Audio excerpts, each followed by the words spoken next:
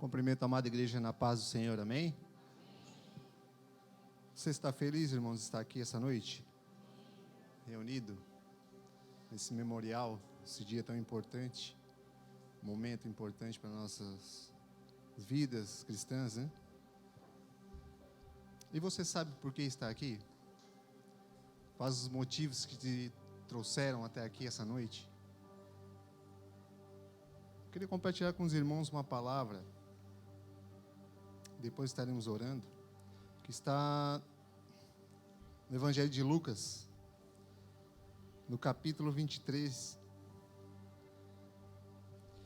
no versículo 34, eu vou ler até o ponto ali,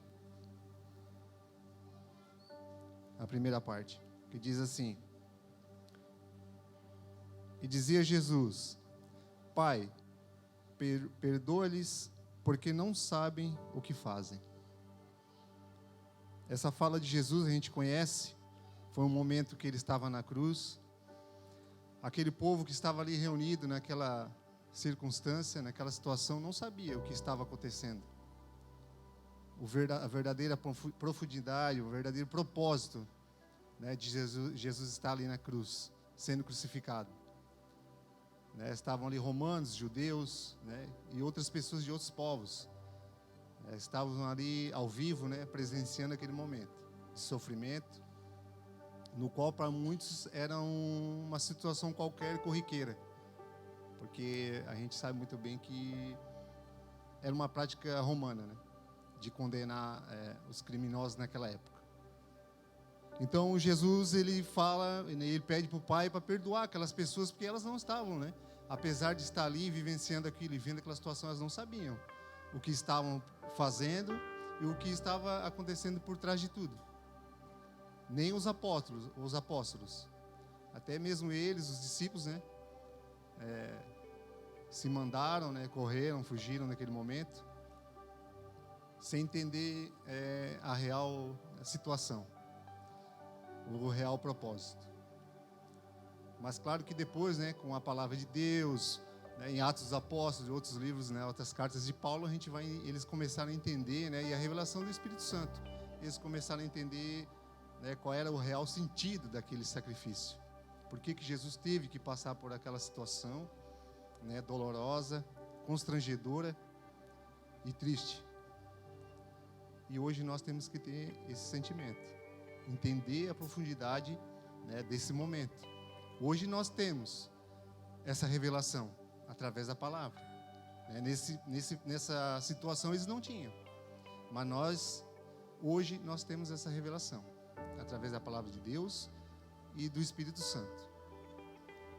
Quando eu sento aqui na cadeira, quando eu pego o pão e o cálice, o suco, quando eu olho para o pão, eu fico triste e constrangido, porque o pão representa o corpo de Jesus sendo moído, partido.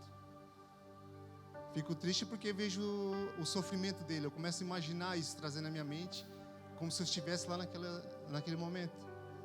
Então eu começo a ver aquele sofrimento de Jesus. E constrangido porque eu sei que era para mim estar lá. Era para eu estar lá naquela cruz, sofrendo e pagando pelos meus pecados. Mas quando eu olho para o cálice, eu olho para o suco, para o vinho, para essa representação, eu vejo a aliança. Aí eu começo a entender tudo por trás, né, do propósito, a revelação através do Espírito Santo que Deus nos dá, que é uma nova aliança. O perdão dos pecados, a remissão dos pecados e uma nova aliança com o Senhor. Um acesso ao Pai. Amém? Que essa noite nós venhamos ter esse sentimento, que nós venhamos refletir nesse memorial.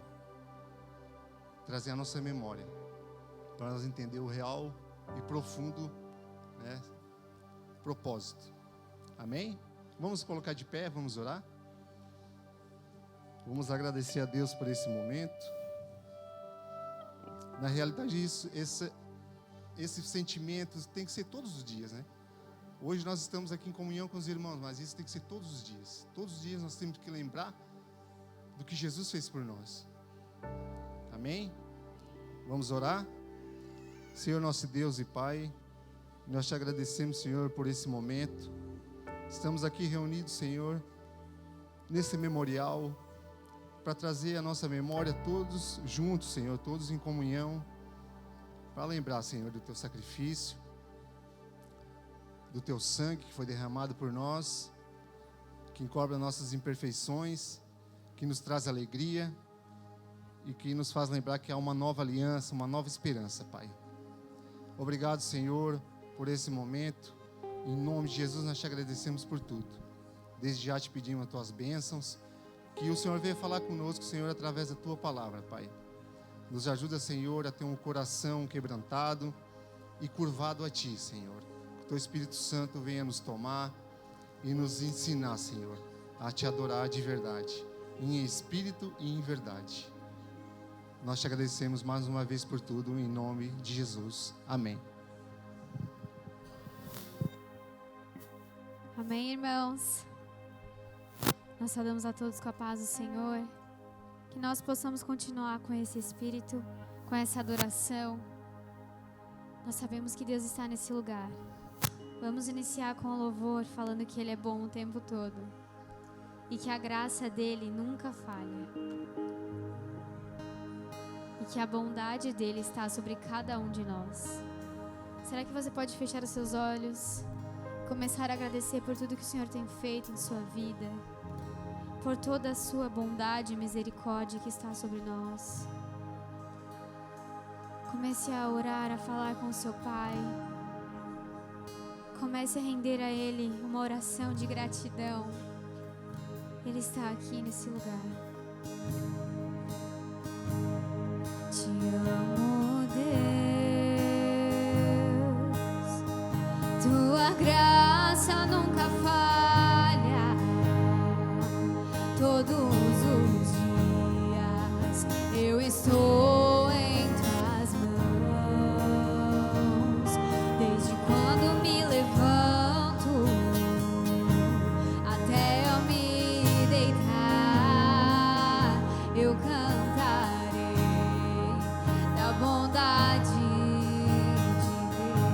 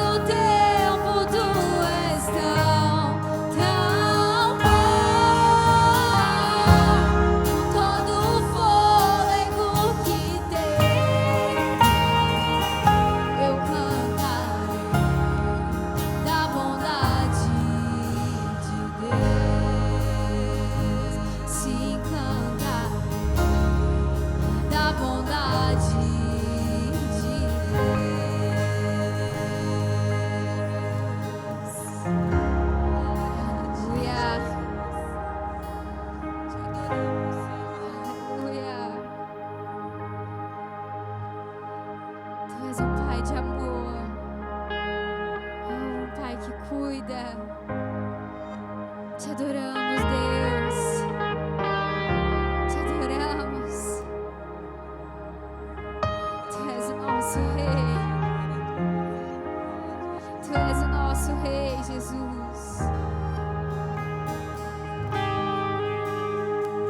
Mesmo nós não merecendo, o Senhor continua sendo bom para nós.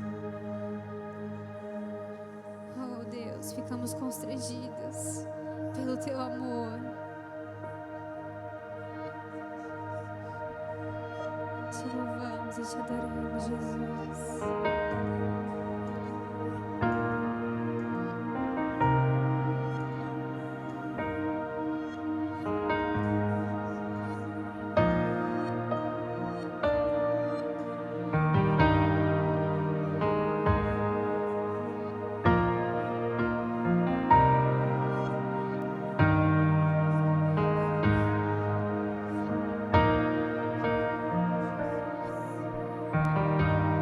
Oh, Deus, me sondas,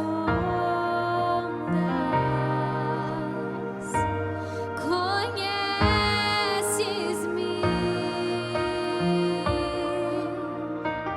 mesmo quando falho,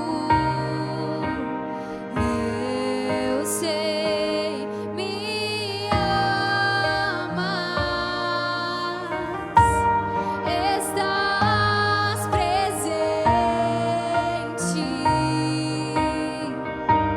a me cercar em todo o tempo.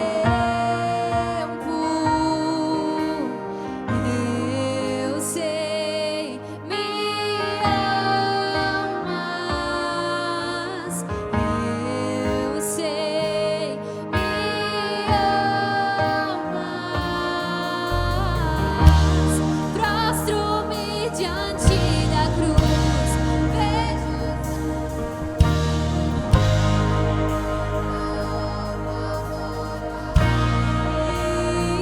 sobre a morte já venceu. Nada irá me separar.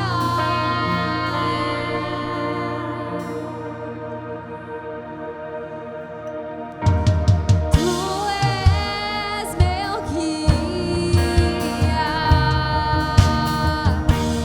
meu protetor.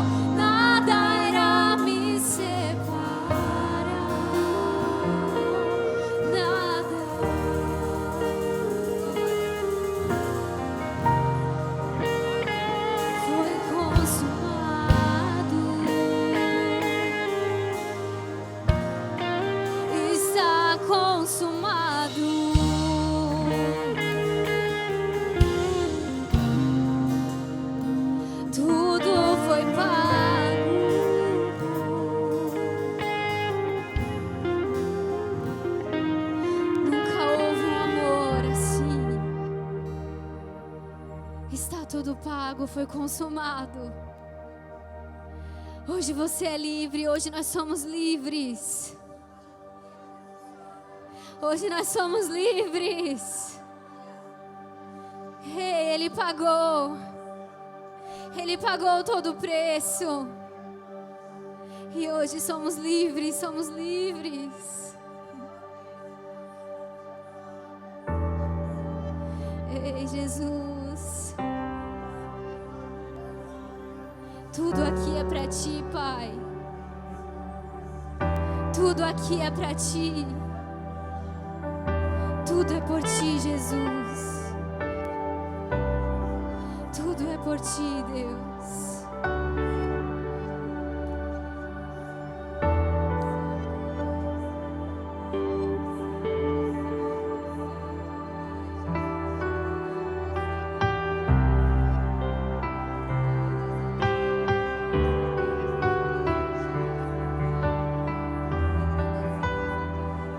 Diga, porque dele, por ele, para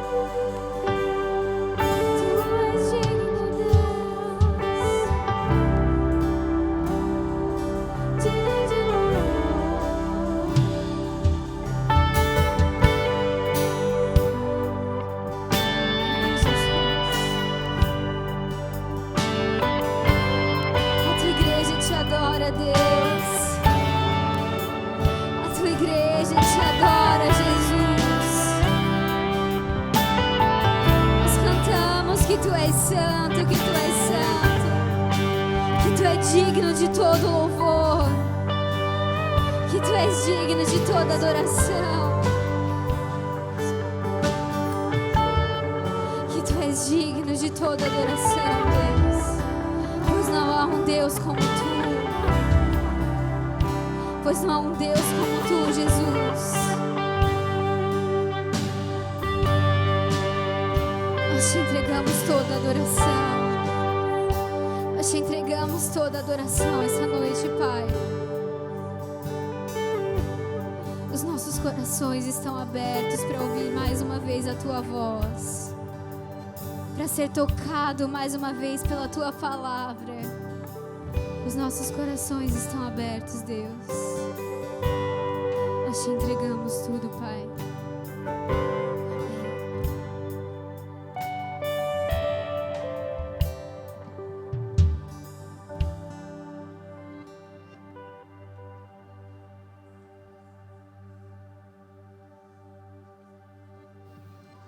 A paz do Senhor a todos, sentados, amados.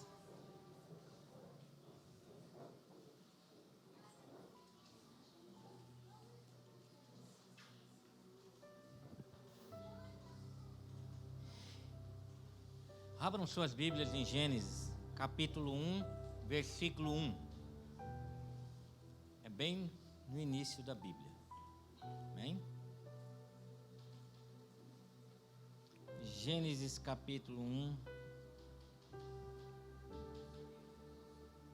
versículo 1.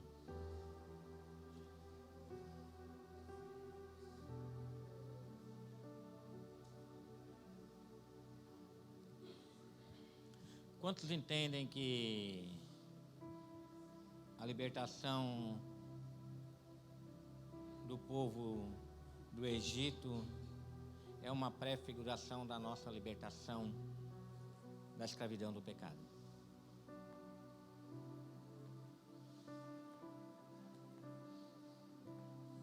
Paulo vai dizer em 2 Coríntios que eles todos foram batizados na nuvem e no mar, receberam do mesmo Espírito, receberam da mesma água que saía da rocha. Mas após eles atravessar o Mar Vermelho, eles tiveram que ter muita fé para atravessar o mar, sabia? Tiveram que ter muita fé para atravessar 2 paredões de água, que poderiam despencar a qualquer momento. Mas eles atravessaram, e quando eles atravessaram o Mar Vermelho, eles entraram no deserto. E eles caminharam por 40 anos do deserto. E eu quero dizer que essa caminhada no deserto também prefigura a nossa caminhada neste mundo. Não entramos ainda na terra que mana leite e mel. Aquele povo falhou no deserto, falhou na entrada da terra, e quando entraram na terra, falharam de novo em viver as bênçãos que Deus tinha para eles. Nós temos um descanso preparado para nós. Nós temos uma terra que mana leite e mel preparado para nós. Mas enquanto isso, nós estamos peregrinando nesse deserto deste mundo. Temos os cuidados de Deus, temos a proteção de Deus, temos um Deus nos ensinando como caminhar, mas temos as aflições desse deserto também. Em Gênesis capítulo 1, versículo 1, vamos ler o 1 e o 2. Diz assim: no princípio, Deus criou os céus e a terra. Era a terra sem forma e vazia. Trevas cobriam a face do abismo, e o Espírito de Deus se movia sobre a face das águas. Éden, onde começa a nossa história.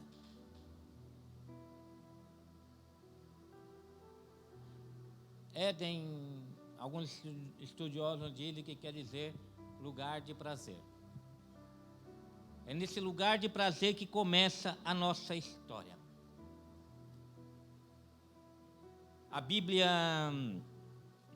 a história da Bíblia começa em Gênesis 1, com Deus criando céus e a terra e colocando Adão e Eva num jardim chamado Éden. Éden era lindo e radiante. E tendemos a pensar nele em termos de perfeição final. É isso que pensamos? Éden é a perfeição final de Deus. Muitas vezes falamos acerca dos nossos desejos para o futuro como sendo a restauração do Éden ou um retorno ao Éden. Mas a realidade é que Éden, sobre o qual lemos em Gênesis 1:2, não era tudo o que Deus pretendia para a sua criação. Ele era incorrupto, mas incompleto. Como assim, Wagner? Ele não era perfeito? Não, era muito bom, mas não era perfeito. Era muito bom porque tinha os cuidados de Deus. Era muito bom porque tinha Deus como conselheiro. Mas não era perfeito porque ele abriu uma brecha para que o mal entrasse no Éden. E quando o mal entra, aquilo que era muito bom deixou de ser muito bom. Desde o princípio, o Éden não foi para ser sem desenvolvimento. O Éden estava em desenvolvimento. Não foi uma obra final de Deus, o Éden. Ele estava conduzindo a outro lugar. O Éden não estava estagnado. O Éden tinha que ser rompido em suas fronteiras. Da mesma maneira, Adão e Eva ainda não eram tudo que Deus pretendia que seu povo fosse. Não eram tudo ainda. Eles eram sem pecado, mas ainda não eram gloriosos. Ainda não eram glorificados. Ao menos não tão gloriosos como Deus planejava que eles fossem. Deus pretendia que eles se tornassem. Não eram tão gloriosos ainda. Algo superior estava preparado para Adão e Eva, se eles obedecessem a palavra de Deus que lhes fora dada. Por que eles não comeram da árvore da vida? Já se perguntaram isso? Porque depois foi proibido deles comerem da árvore da vida para que eles não vivessem eternamente naquela natureza pecaminosa, porque eles comeram do fruto proibido. Eu creio que esta árvore ainda não tinha dado o seu fruto. O fruto dessa árvore ainda estava para vir, mediante a obediência de Adão e Eva. Mas a triste história do Éden é que Adão e Eva não obedeceram. Essa é a grande tristeza do Éden. Eles não obedeceram. Tudo no Éden deu terrivelmente errado por causa da desobediência de Adão e Eva. Essa é a parte da história da Bíblia que explica por que tantas coisas dão terrivelmente errado em nossa história. Sabia? Por que tantas coisas dão errado? Por que tem tantas aflições? Por que tem tanto sofrimento? Por que tem tanta doença? Por que tem tanta dor? Porque no Éden deu tudo errado. E essas coisas entraram no mundo. Essa é a parte da história que provê a resposta mais profunda aos nossos questionamentos em meio aos sofrimentos e às dificuldades das nossas vidas. No Éden, o que era muito bom, ficou muito ruim por causa da desobediência. Felizmente, contudo, a história iniciada no Éden não termina ali. Amém? Felizmente, não termina ali. A história continua, porque o desejo de Deus sempre foi fazer uma casa para estar conosco. Sempre foi o desejo de Deus.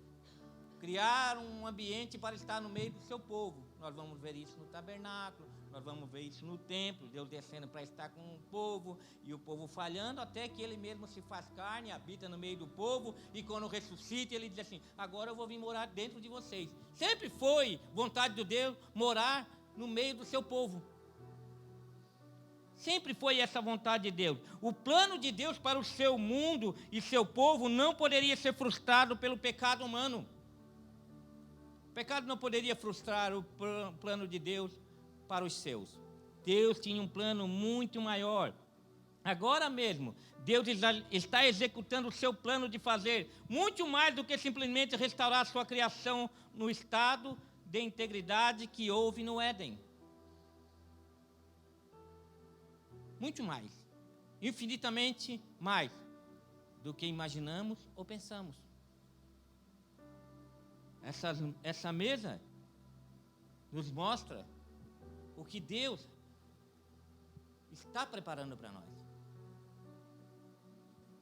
Porque o preço foi muito caro, simplesmente para voltarmos para o Éden. É algo muito superior. Cristo veio para realizar o que era necessário para abrir o caminho para nós. Não apenas de volta ao jardim do Éden, mas o caminho para um lar que será ainda melhor que o Éden. E para uma vida que será ainda melhor do que a vida que Adão e Eva desfrutaram. Porque ele disse, eu vou preparar lugar. Então, quer dizer, esse lugar não é o Éden. É um lugar melhor, na casa do Pai. O lugar está lá, eu vou lá preparar para vocês, lugar para vocês.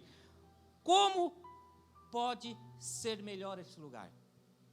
Como Deus pode nos levar para um lugar melhor, tão bom como o Éden?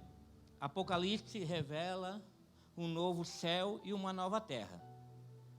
Novo céu e nova terra. O que nós também poderíamos chamar de novo Éden. É um Éden 2.0. É um novo Éden, nova criação, a cidade por vir ou a nova Jerusalém. É este lugar que Deus está preparando lugar. Lugares superiores, não apenas a vida neste mundo afetada pelo pecado no qual vivemos hoje, mas superiores até ao que Adão e Eva experimentaram no Éden original. O céu vai ser melhor do que esse mundo aqui. Não, mas não precisa ser muito melhor para ser melhor do que esse mundo. É muito melhor do que aquilo que eles deixaram para trás no Éden. Jesus disse, o meu reino, o reino de Deus está próximo. Pense em como Marcos inicia seu evangelho nos falando das boas novas que Jesus começou a nos anunciar no princípio do seu ministério. Ele diz assim, o reino de Deus está próximo. O reino de Deus está invadindo esse mundo. O reino de Deus está no meio de vocês.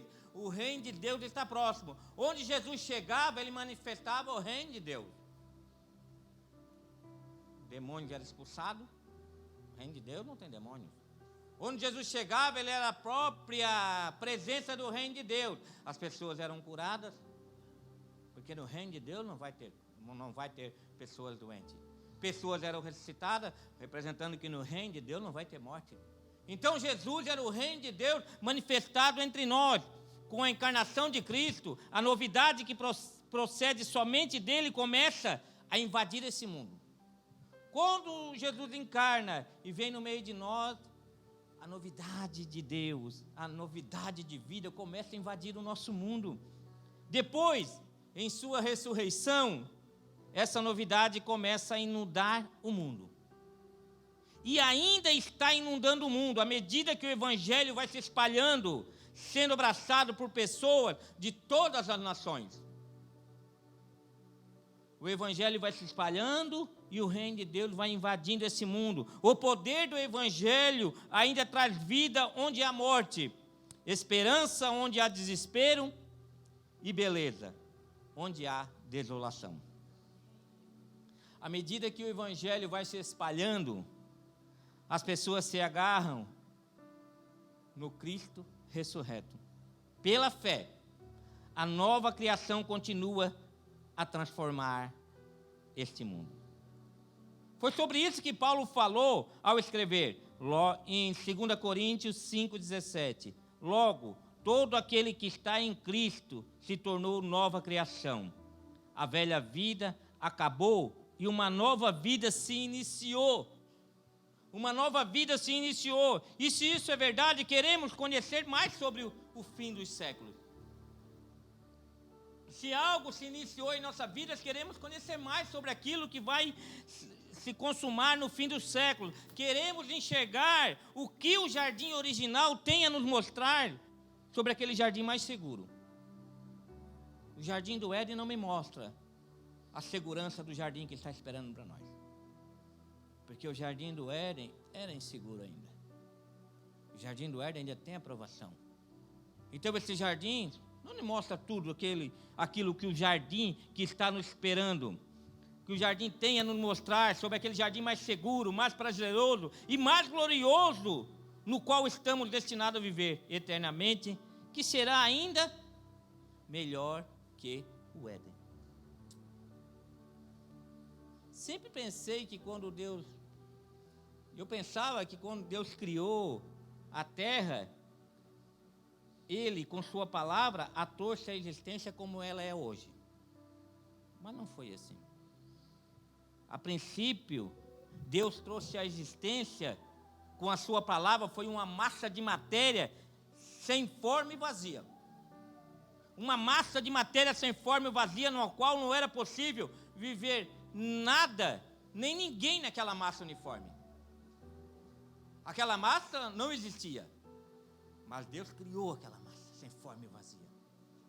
E a partir daquela massa sem forma e vazia, Deus começou a moldar e colocar ordem em todas as coisas antes de colocar Adão e Eva naquele lugar. De fato, havia 3 problemas com a terra, como Deus inicialmente a criou segundo Gênesis. Ela era sem forma, vazia e escura. Mas não era sem esperança. Por quê? Porque o Espírito de Deus pairava sobre a face da terra. E onde o Espírito de Deus paira, tem esperança. Não importa quão sem forma e vazia esteja uma vida. Não importa quão escuro esteja uma vida. Se o Espírito Santo pousar sobre essa vida, Ele traz a existência. Ele coloca ordem nas coisas. Ele começa a fazer com que tudo volte a existir da forma que Deus quer. O Espírito de Deus estava lá pairando sobre a profundeza, a profunda escuridão da terra sem forma e vazia, como uma galinha, chocando um cosmo ainda por eclodir. Ele estava lá preparando. Algo estava prestes a acontecer. Deus, por seu Espírito, mediante seu verbo, estava para iluminar, ordenar e encher toda a sua criação. Então, bem ali no primeiro capítulo da Bíblia que nós lemos, descobrimos que sem forma e vazia não é um problema para Deus, amém? Sem forma e vazia nunca foi um problema para Deus.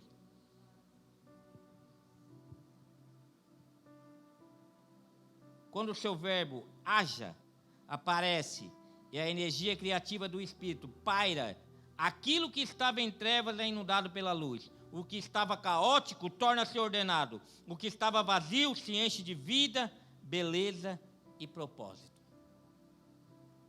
que era ruim se tornou muito bom. Apesar que depois ia se tornar ruim de novo. Deus enxerga o vazio em sua vida como a maior oportunidade dele, pois Deus faz sua maior obra com o vazio, preenchendo de si mesmo. É Ele que enche o vazio. É Ele que preenche os lugares em que só Ele pode preencher em nossas vidas. Nada faltava na vida de Adão e Eva. Eles tinham todas as razões para ser perfeitamente felizes. Contudo, quando a serpente sugeriu a Eva que havia algo que ela não possuía, sugeriu a Eva que havia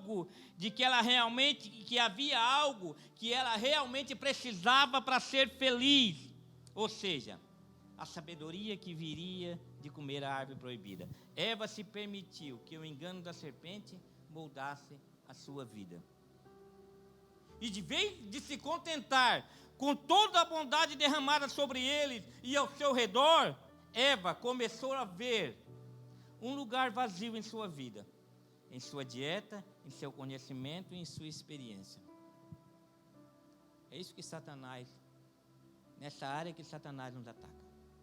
Por mais que você esteja aqui, que Deus esteja te abençoando, te deu uma casa, te deu um casamento, te deu uma família, te deu filhos, Satanás vai dizer que tem algo ainda vazio nisso que Deus te deu. Tem algo que precisa ser preenchido. E você começa a questionar as bênçãos de Deus. Começa a questionar tudo aquilo que Deus te deu. E ele começa a dizer assim: não, a sua esposa não é tão boa assim como você pensa que é. O seu marido não é tão bom assim como você pensa que é. A sua casa não é tão boa assim. E você começa a buscar coisas para suprir esse vazio. Não o vazio que tem dentro de você, mas o vazio que a serpente vai criando à sua volta. E você começa a olhar para essas coisas: é verdade, eu posso conseguir isso, porque se eu tiver isso, realmente eu vou ser feliz. Deus está sonegando algo para mim, Deus está escondendo algo bom de mim, Deus me deu isso, mas não é tão bom assim. E a serpente vai minando a sua mente, até que você busque aquilo que está num vazio, não de Deus, mas num vazio que a serpente criou para iludir você. Que se você tiver aquilo, você vai ser feliz. E de repente você abre a mão daquilo que Deus te deu, por ingratidão, sim, por ingratidão. Você para de lutar por aquilo que Deus te deu, para pegar aquilo que a serpente está dizendo para ti, que é bom. Mas ela não diz que é ela que está dando, ela diz que é Deus que está te dando. O problema é esse. Ela diz que é Deus que está te dando, porque Deus estava escondendo isso de ti. E você vai e pega aquilo que nunca foi Deus que desejou para a sua vida. E você pode destruir o seu relacionamento, você pode destruir a sua casa, destruir todos à sua volta, até que você descobre o grande engano que você entrou. E pensa assim: eu era feliz e não sabia. Eu era feliz com tudo que Deus me deu, mas por ingratidão, eu achei que tinha algo melhor do que aquilo que Deus tinha me dado. Em vez de se contentar com toda a bondade de Deus derramada sobre ela, ao seu redor, Eva começa a ver um lugar vazio em sua vida, em sua ideia, seu conhecimento e sua experiência. Seu desejo por algo mais, algo além da provisão de Deus, combinado com a sua dúvida crescente acerca da bondade de Deus, a fez estender a sua mão por aquilo que ela achou que faria feliz, plena e satisfeita. Plena e satisfeita, com aquela mordida. Como aquela mordida deve ter se tornado amarga no seu estômago quando ela deparou com a realidade do que fizera. O problema é que às vezes essa realidade acontece tarde demais. Como aquele filho pródigo: vou embora, tem algo mais feliz para mim, tem algo melhor para mim, até que chega lá e se dá cara com aquilo que ele fez. Ele: quebrei a cara. Eu era feliz, não sabia, na casa do pai. Até os empregados são tratados bem, vou voltar para a casa do pai. Não precisava ter passado por aquilo. Não precisamos passar por lugares em que achamos que são coisas que Deus escondeu de nós, não. Deus não vai esconder nada de nós. Tudo que Ele tem, Ele vai nos dar. Na hora certa e no momento certo. Viva o tempo de Deus. Como aquele apetite por algo mais deve ter parecido tão tolo depois de consumido. Quando Deus terminou de amaldiçoar a serpente, passou a dizer a Eva e Adão, como essa maldição iria afetá-los, deve ter ficado claro que o que ela havia enxergado como um deleite era de fato um desastre na vida dela. Um desastre. A mesma coisa deveria trazer-lhes tanta alegria e satisfação, agora trariam dor e frustração. Foram incapazes de se banquetear eternamente do fruto da árvore da vida. Mas, como eles obteriam agora? Os anjos estavam em guarda, protegendo o caminho de volta ao jardim. Foram expulsos. Não tiveram mais acesso à árvore da vida. Foram expulsos do Éden. E agora existiam 2 anjos com espadas flamejantes, para que eles não pudessem comer da árvore da vida. A partir do momento, Adão e Eva morrem espiritualmente e fisicamente começam a morrer. Mas havia uma promessa. Deus não despediu eles sem promessa. Deus chamou eles e disse assim: eu vou amaldiçoar a serpente, e eu vou trazer uma maldição sobre a vida de vocês, mas eu quero que vocês saibam que eu não estou contra vocês, eu estou com vocês nesta luta contra a serpente. Eu estou com vocês, eu vou estar com vocês, eu vou andar com vocês, e eu vou cumprir as promessas que eu tenho para a vida de vocês, porque da descendência da mulher vai vir aquele que irá pisar a cabeça da serpente. Existia uma promessa, Deus não despediu eles sem promessa. Assim como o Espírito Santo pairou, o Verbo se manifestou e o escuro vazio se encheu de luz e vida na criação, assim também, na aurora da nova criação, o mesmo Espírito pairou sobre o escuro vazio de o ventre de uma virgem. O mesmo Espírito vem agora para trazer vida. Foi dito a Maria: descerá sobre ti o Espírito Santo, e o poder do Altíssimo te envolverá com a sua sombra. Por isso também, o ente santo que há de nascer será chamado Filho de Deus. Filho de Deus.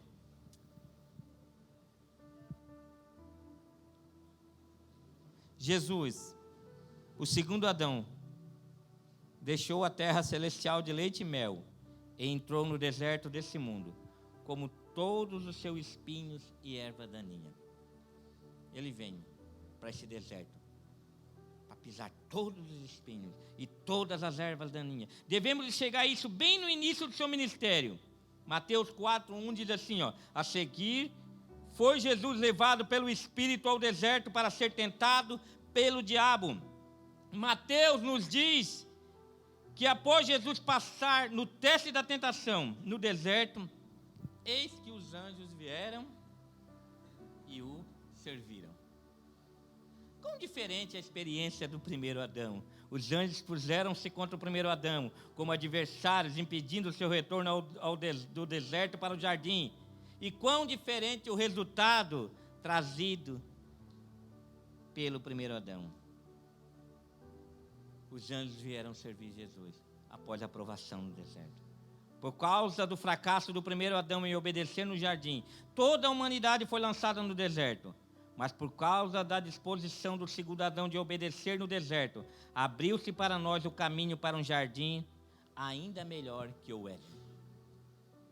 Jesus começou a garantir essa realidade àqueles que punham sua fé nele, ainda enquanto estava pendurado na cruz, ao dizer ao ladrão pendurado ao seu lado: em verdade te digo, ainda hoje estarás comigo aonde? No paraíso. Ali na cruz, Jesus começou a garantir isso para nós. Jesus começou a garantir o nosso futuro. Ei, vai ter um paraíso. Não é o Éden, não, é um paraíso. Olhos não viram, ouvidos não ouviram, nem desceu ao coração do homem. Nem Adão viu isso. Não desceu ao coração dele. aquilo que está preparado para aqueles que creem em Jesus. Ali na cruz, Jesus entrou na suprema terra desolada da morte, a suprema terra sem forma e vazia, entrou no nosso lugar para que pudéssemos entrar na vida abundante que Deus prometeu para todos nós. Uma vida em abundância. Percebemos a vida no novo jardim invadindo o deserto no mundo imediatamente após a ressurreição de Jesus. João 19:41 diz assim: no lugar onde Jesus foi crucificado havia um jardim, e no jardim um sepulcro novo, onde ninguém jamais fora colocado. Capítulo 20, 11 de João diz assim: Maria, porém, ficou à entrada do sepulcro chorando. Enquanto chorava, curvou-se para olhar dentro do sepulcro, e viu 2 anjos vestidos de branco, sentados onde estivera o corpo de Jesus, uma à cabeceira e o outro aos pés. Parece que o túmulo vazio se tornara a porta de entrada para o novo jardim. Aquilo que era uma porta de morte se tornou uma porta de entrada para um novo jardim. João 23. Eles lhe perguntaram: mulher, por que você está chorando? Levaram embora o meu Senhor, respondeu ela, e não sei onde o puseram.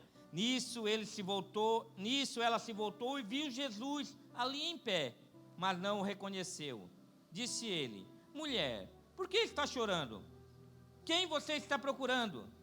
Pensando ela que fosse o jardineiro, a ele disse: se o Senhor o levou embora, diga-me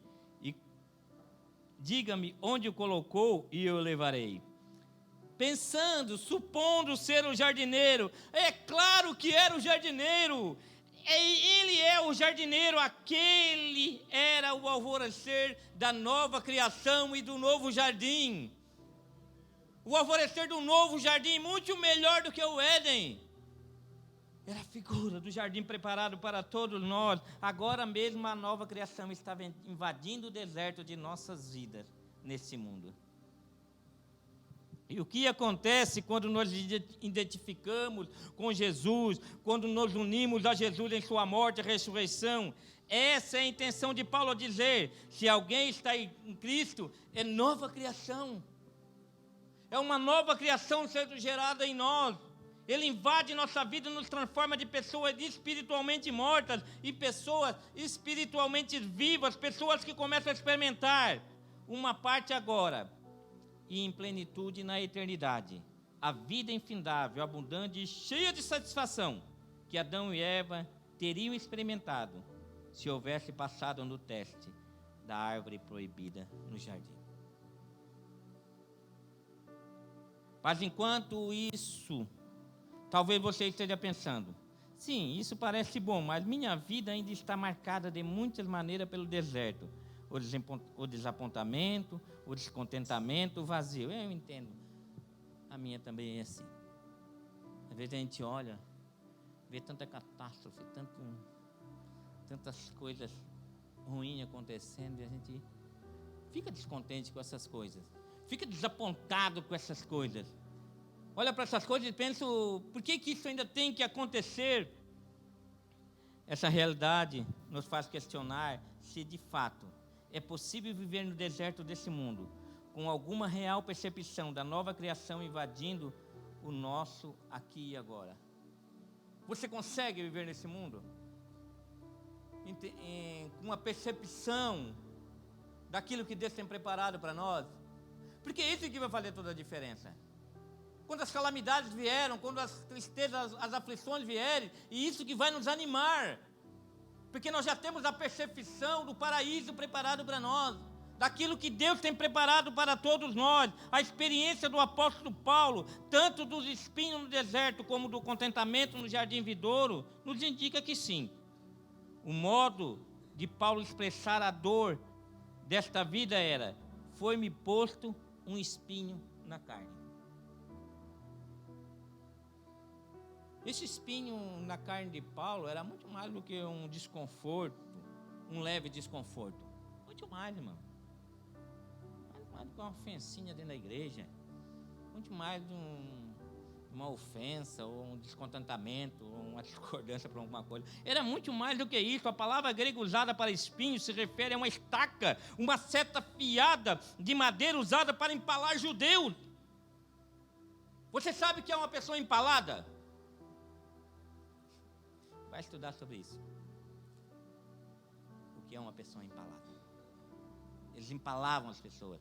Esse espinho, a palavra usada para espinho, era uma estaca empaladora que Paulo estava sentindo. Era muito mais do que qualquer meras tribulaçãozinhas que nós passamos.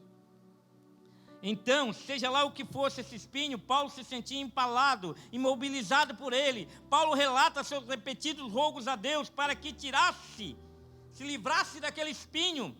Claramente, o que quer que fosse, aquilo lhe trazia algo implacável. A maioria de nós, ao sofrer, se pergunta: o porquê? Por que eu estou passando por isso? Por que eu estou sofrendo essa aflição? Mas Paulo não perguntou o porquê. Ele parecia entender exatamente a razão pelo qual o espinho na carne lhe fora dado e de onde, ou mais precisamente, de quem vinha. Paulo havia recebido um passeio guiado pelo paraíso, o lugar no qual Deus habita. Paulo foi no Éden? Não, ele foi no paraíso. Diante daquilo tudo, ele assim, eu passei lá no paraíso. Eu sei que está esperando por mim. Agora você entende porque Paulo diz assim, é muito melhor morrer e estar com Cristo. Porque ele teve um deslumbre daquilo. Ele teve um deslumbre daquilo que ele estava preparado para ele. Então nada importasse o que ele passasse ou viesse a sofrer. Ele sabia que a hora que ele saísse dessa vida, o que tinha preparado para ele era infinitamente maior. Olha o que ele fala em 2 Coríntios 12, 2. Conheço um homem, ele está falando dele, tá, mano? Conheço um homem, ele não quis dizer que era ele. E assim, conheço um homem em Cristo que há 14 anos foi arrebatado ao terceiro céu. Se foi no corpo ou fora do corpo, não sei. Deus o sabe. E sei que esse homem, se no corpo ou fora do corpo, não sei, mas Deus o sabe. Foi arrebatado ao paraíso e ouviu coisas indizíveis, coisa que ao homem não é permitido falar. Eu tenho certeza que se você fosse arrebatado ao paraíso e visse essas coisas indizíveis, você, meu amigo, você não ia reclamar por mais nada. Você estaria satisfeito em meio à dor, em meio às perdas, em meio à mudança, em meio às fraquezas, em meio a tudo. Obter um vislumbre antecipado do paraíso é o tipo de experiência que poderia fazer a cabeça de alguém inchar de orgulho espiritual. Então, para que não me ensoberbecesse com a grandeza das revelações, foi-me posto um espinho na carne.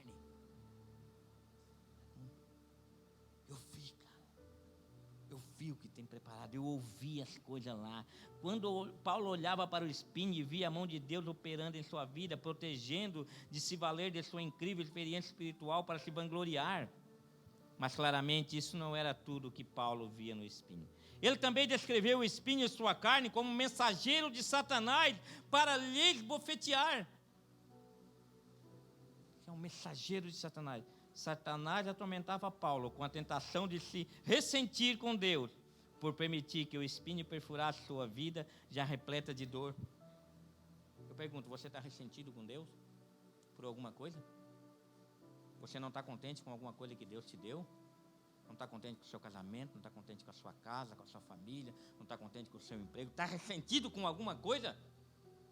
Eu quero dizer, se você estiver ressentido, é Satanás que está botando dentro do seu coração para tirar de você desse lugar e levar para um vazio que ele criou, que não tem vida, não tem existência, para que você depois caia em si e veja a burrada que você fez.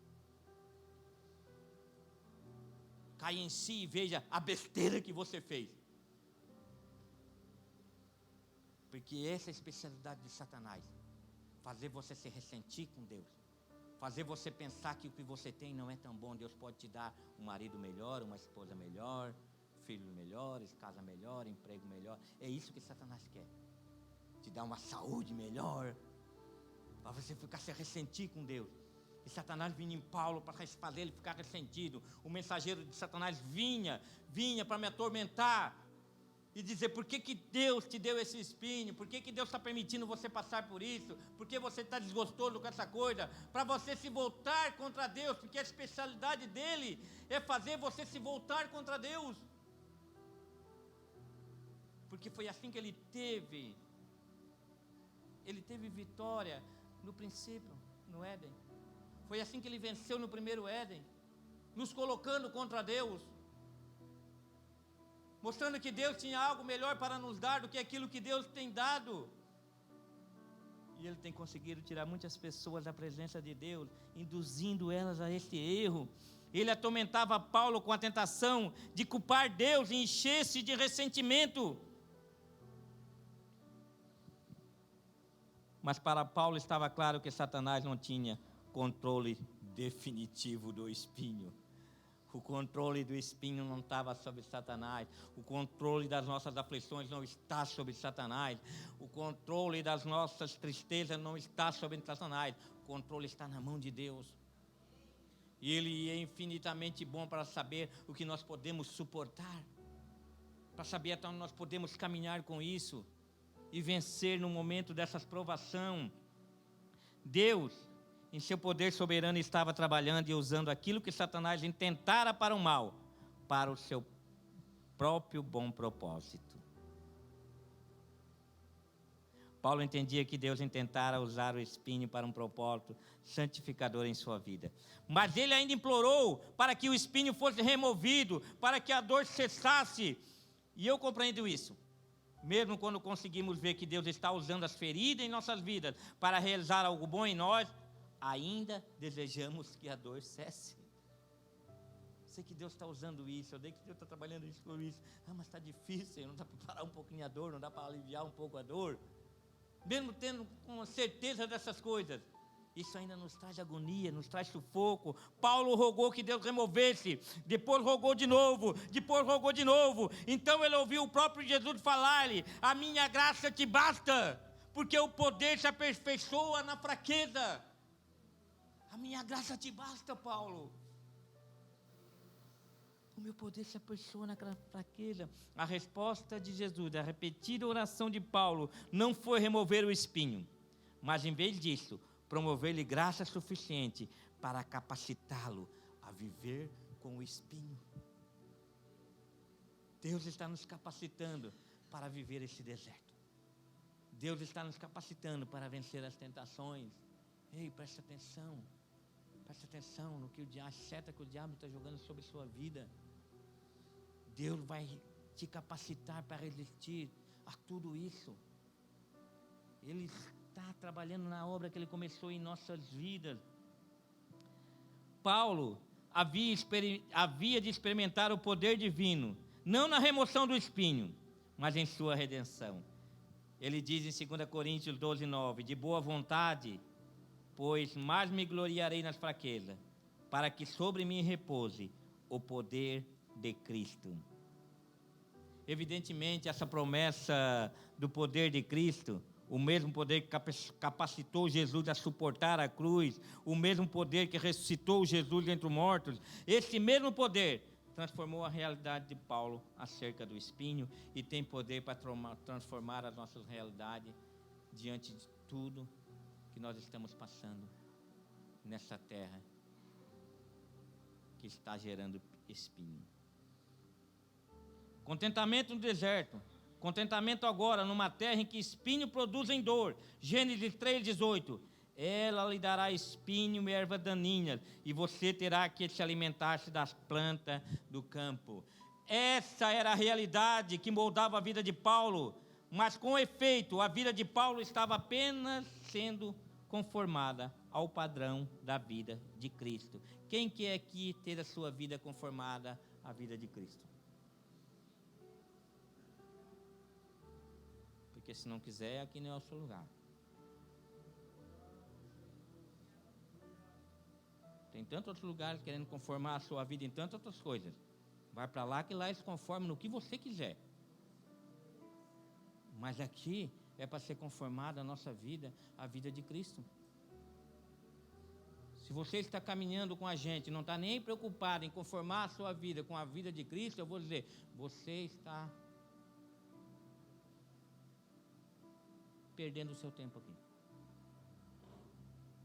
Estragando a grande obra que Deus quer fazer nesse lugar. O grande testemunho que nós queremos dar para essa cidade.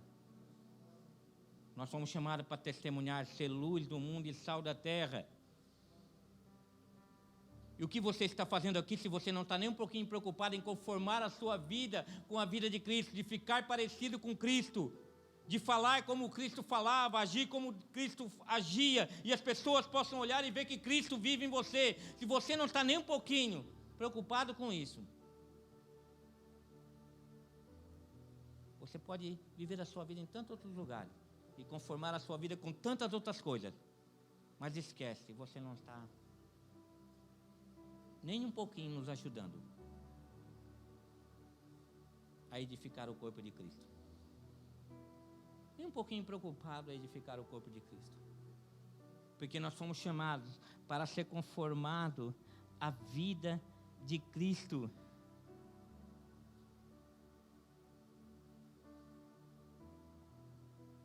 Jesus, o artesão que fez o mundo, entrou no deserto deste mundo em fraqueza, como um embrião no ventre de uma virgem.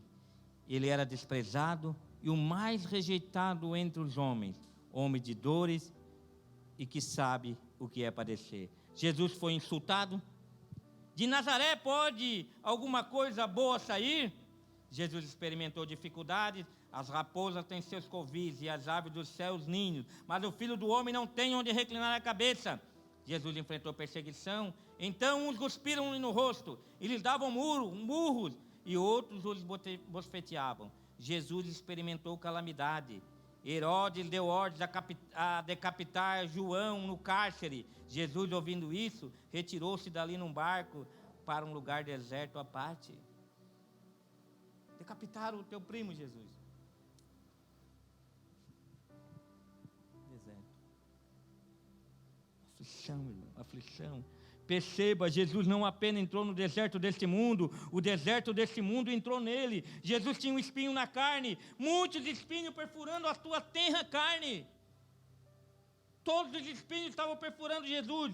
E se Jesus experimentou um espinho na carne, e nós dissermos ser nosso desejo que nossas vidas se conformem a dele, sejam unidas a ele, por que ficamos tão surpresos e até mesmo ressentidos quando sentimos a dor de um espinho em nossa carne?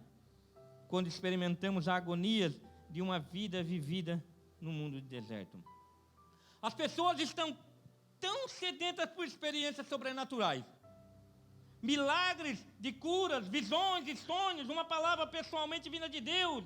Eis que a experiência sobrenatural que Deus prometeu, o poder de Cristo descendo para repousar em você, para enchê-lo, a fim de que você possa confiar nele quando lhe suceder a pior coisa que possa imaginar. Você quer o poder de Cristo? Eu quero dizer para você, clame pelo poder de Cristo. Clame pelo poder do Espírito Santo. Porque o diabo, vosso adversário, está ao derredor de vocês, rugindo como um leão, querendo destruir a sua vida, o seu casamento, a sua casa, a sua família. Então clame pelo poder do Espírito Santo. Para que você se conforme à imagem do Filho de Deus. E quando Satanás vier com as suas tentações, ele não te pega desprevenido como pegou o primeiro Adão. Mas ele te pega cheio do Espírito Santo para dizer, está escrito, Satanás, não só de pão viverá o homem, mas de toda palavra que sai da boca de Deus. Eu quero dizer para vocês, preste atenção, preste atenção.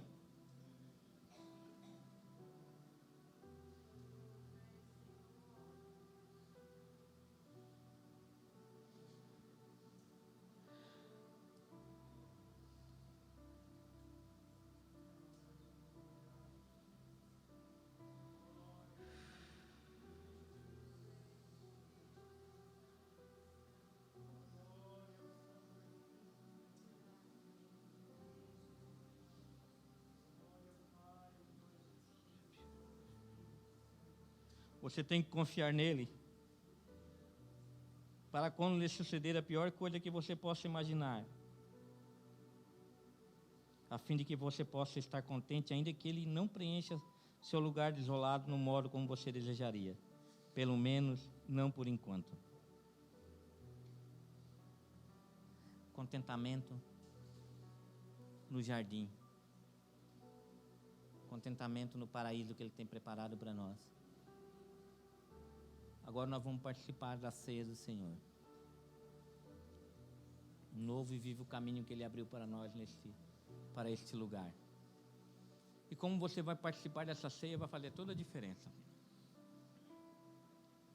Vai fazer toda a diferença. Se realmente você se examinou e disse assim, realmente, eu creio num Deus que pode me restaurar e mudar todos os meus pensamentos que eu estava pensando para me afastar dele. Se você se examinar e participar com esse pensamento, pode fazer toda a diferença. Agora, se você participar e pensar assim, não, eu estou com um monte de pensamento aqui, mas não estou disposto a mudar, eu quero dizer, você vai participar para a sua própria condenação. Mas participe com essa certeza, Senhor. Não minta para Deus, tá? Chega de mentir para Deus. Ele conhece a sua vida, Ele sabe para aquilo que Ele te chamou, Ele sabe do que você é capaz, Ele sabe o que você pode fazer, Ele sabe os seus erros, Ele sabe tudo. Então abra o seu coração. Enquanto os calos, a banda estiver aqui em cima, eu já gostaria de chamar a banda, e estiver louvando. E os cálices sejam distribuídos.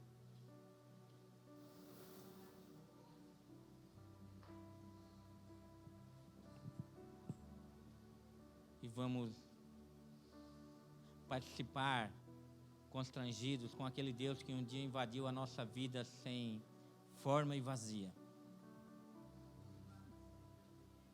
Ele invadiu se esvaziando, sabia?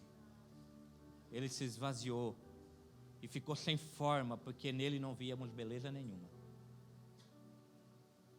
E sem forma e vazio, porque era Deus, mas não tomou por usurpação ser igual a Deus. Ele foi obediente até a morte, e morte de cruz, para preencher o vazio existencial que existia dentro de nós e trazer novamente a nós a forma da imagem e semelhança de Deus. Então participe com esse pensamento, dizendo, Senhor, nós queremos ser melhores. Nós queremos ser testemunhas vivas, queremos ser sacrifícios vivos, para que nós possamos mudar a identidade dessa cidade, nos lugares onde nós passamos. Amém? Podemos servir assim.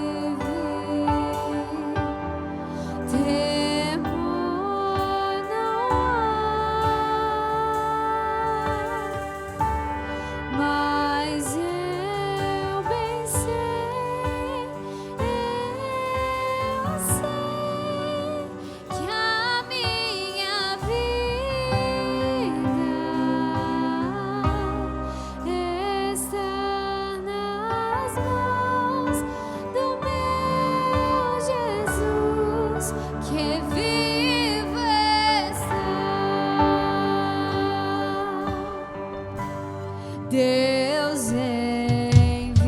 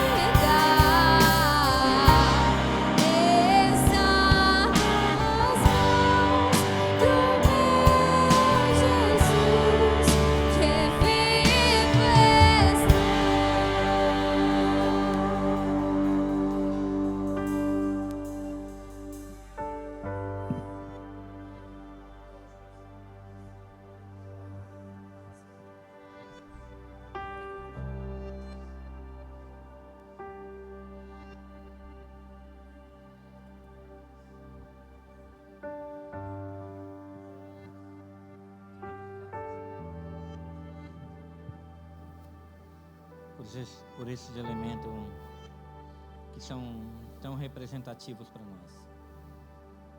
O pão e o cálice que representam o seu corpo, o seu sangue derramado naquela cruz. Te agradecemos e obrigado, Senhor, por este momento, por mais uma vez o Senhor nos dar essa oportunidade.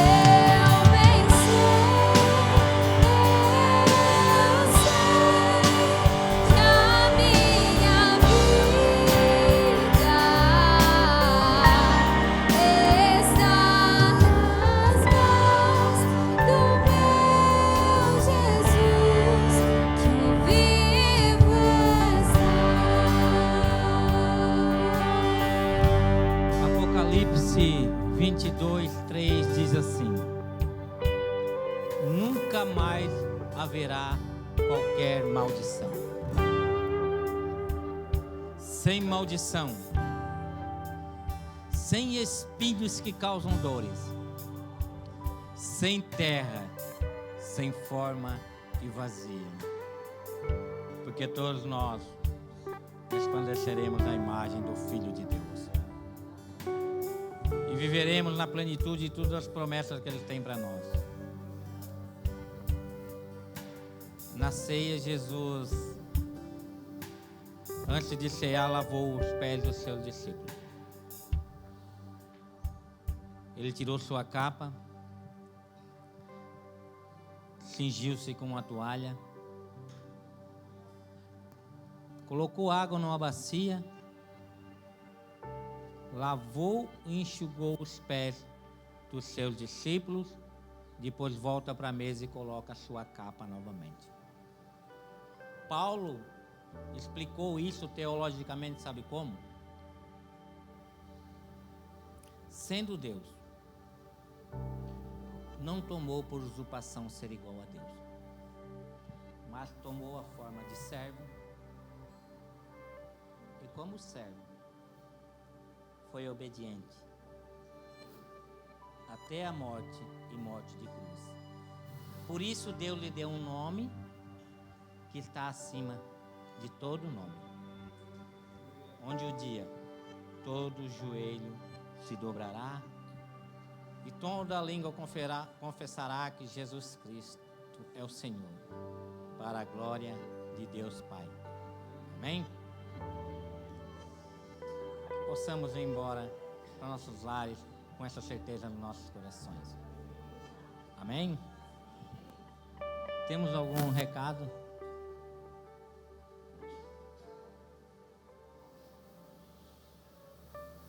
Conferência da Família em maio.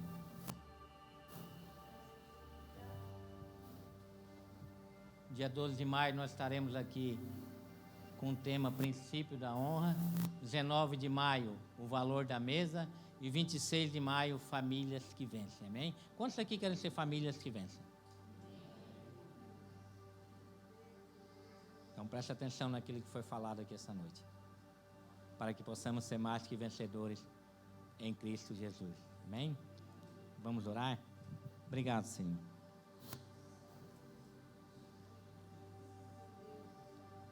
Obrigado pela Tua palavra que é tão confrontadora, mas ao mesmo tempo é viva e eficaz, Senhor.